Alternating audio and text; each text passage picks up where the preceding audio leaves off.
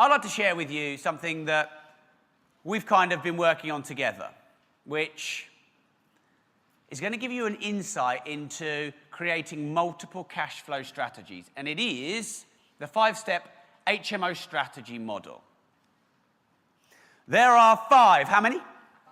How many, please? 5. There are 5 main HMO models. Now, I know it can get confusing, all these acronyms, acronyms, whatever you call it. So I wanted to simplify it for you. There probably are other ways of doing this, but I don't think that they work quite as well. So there are 5 main HMO models. Some are at the higher end, some are at the very lower end, and some are in the middle. So is there anyone at the moment who's doing higher end HMOs, what we call boutique? You know, really making them look good and going for the top end of the market. That's called boutique or high-end HMOs, where you essentially make little hotel rooms almost. That's one HMO model. The benefit of that is that will probably give you almost the most amount of cash flow. But the drawback is more input cost.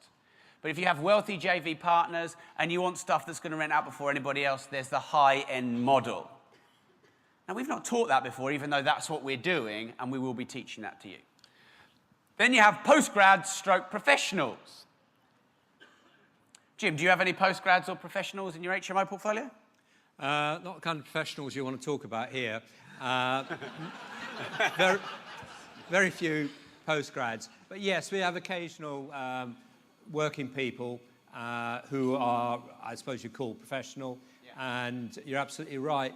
They want to have the mini hotel room style accommodation. They appreciate it and they will pay for it. And they tend to be very happy with that type of thing. And it's the kind of product that you are proud to let. You show people something, a bit like 3-star hotel accommodation with their own ensuite, their own kitchenette. And it's nice, it's pleasant, and it's the kind of place I'd like to live in. Mm-hmm. Okay. So that's the second model. So if you could put the screen back up, please, that would be great, and I'll go back. So I'm going to be, as you can see, I'm going to be showing you all 5. Now, the reason I'm sharing with you all the models, so you know, is because different models work in different areas. If you guys are from high-end London, the low-end LHA-type HMOs don't work where you live. Whereas if you're in Chelsea, the high-end boutique is probably the best model of HMOing. And this is one thing that, which I think is really good about us kind of JVing and collaborating with Jim, is we're able to give you all the strategies so that, because some people say, well, I'm in London, it doesn't work for me, or I'm not in London, it doesn't work for me. They all work for you. Depending on your area, you choose one or more of the 5 models. Okay, then we have blue collar. So do you have any blue collar tenants, Jim? Yeah, that was my mainstay up until 2008. Most of the people I let to were working, and I enjoyed letting to that end of the market. And they vary between wanting the self-contained mini hotel room and the others, usually from overseas, who quite like the room-style accommodation, which we haven't got on to. But that's the more what's expected, shared house approach. It's quite surprising how different people choose different things. So if you have both, you've got the ultimate flexibility. Sure. What you want. Okay, so if there's a considerable amount of blue-collar type workers in your area, that's going to work for you, for sure. Just a quick thing, and you might want to write this down. Jim, would you ever mix different types of tenants in an HMO? You've got to be very careful. Unemployed don't generally keep unemployed unless they are over 50 and have worked all their lives away from working people. So if you've got LHA, keep LHA together. I wouldn't mix LHA with anyone else, but you can get LHA who are over 50, and you can put them in with blue-collar workers. That's not too much of a problem. But professionals tend to be a bit snobby, and they like to mix with their own rarefied atmosphere. So keep them together as well. I don't think Jim does PC. Do you do PC? Okay, so that's very important. By the way, who's ever worried about getting into HMOs, multi-letting, because of maybe, you know, 1 or 2 rooms void or tenants who sort of disagree and fall out and leaves a whole empty house. Who's ever been concerned about that? This is why this model will help you.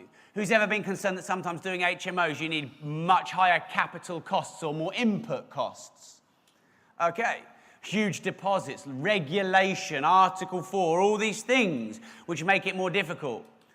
This Pentagon model of HMOs overcomes all of those challenges because we help you find the HMOs that work for you in your area. Okay, cool. Then we have student. Do you have any student HMOs, Jim? 20-odd years ago, that's how I started letting to students. I was a college lecturer, and I let to the students in the same college, and that was quite pleasant, enjoyable. It lasted about 4 or 5 years, but unfortunately, no more students anymore. Mm-hmm. But you have done? I have done, yes. And did it work for you? Oh, yeah. All models work. It depends which model you're comfortable with. And area dependent as well?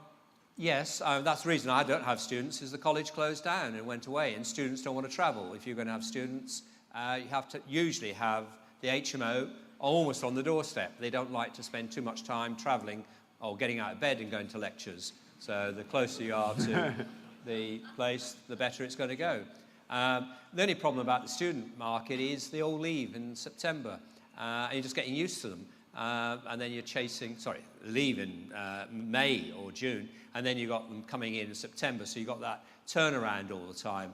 While if you've got working, or particularly DSS, the beauty of the DSS is if you get the older ones, they stay until they're taken out in a wooden box. So you haven't really got a turnover problem too much there. Okay, right. No, so, incidentally, if someone came in at the wrong point there, you know, okay. We don't do, student HMOs don't work in Peterborough because education only goes up to 9 years old in Peterborough, about Declan's age. So again, this is why we created the Pentagon, because it just didn't work for us. In fact, LHA HMOs, which Jim, you know, he's a master of that, didn't work for Mark and I in Peterborough. Funnily enough, the high-end boutique model worked really well in Peterborough because the few people there that do kind of, like Jim said, you know, want to mix in those circles, they have nowhere to go because it's Peterborough. So for us, there's a huge demand. You'd only know this by learning all the models. And then, Jim, your absolute favourite, LHA/DSS. How many of these puppies have you got in your portfolio? Yeah, I think you've been slightly sarcastic there. Unfortunately, where I am, north of Birmingham, the economy has collapsed, and to survive, I've had to move to the LHA model, and probably well over 60% of my tenants, that's sort of 60% of 700, are unemployed. And it's a different market, it's a more technical market, and it has its challenges, but also has its benefits. As I said before, the older tenants tend to stay for a fairly long time.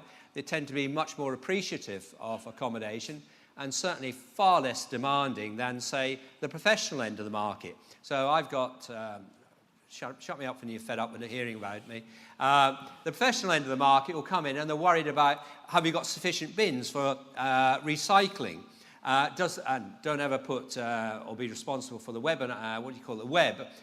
where they use the hi-fi, because that goes wrong. You think you've almost killed them. They're on the phone every other minute about this. While unemployed, through case, 3 toilets in the house, a day after the 3rd toilet was blocked, they complain about the toilet being blocked. So there, I say, you can get away with far more with the DSS end of the market. They don't complain about recycling, not having enough recycling bins. They don't even put the rubbish in the bins. So you haven't got that particular problem. And I suppose you could say there's an added advantage that they tend to have liquid food, and you can recycle the cans.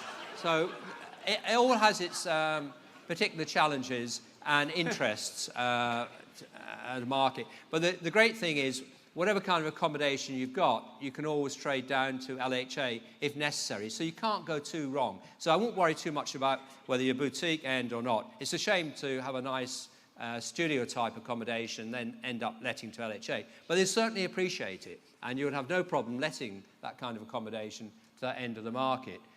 If they're over 35, you've got to be careful of the 35 rule as such. Okay. Yep. Thank you. Jim, who's finding this interesting so far? Who's finding Mr. Haliburton very interesting so far? There you go. Having a good time. There you go. You got a half-assed round of applause as well. Great. Okay. All Daniel's energy and effort. Right, okay. So they are the 5 HMO strategies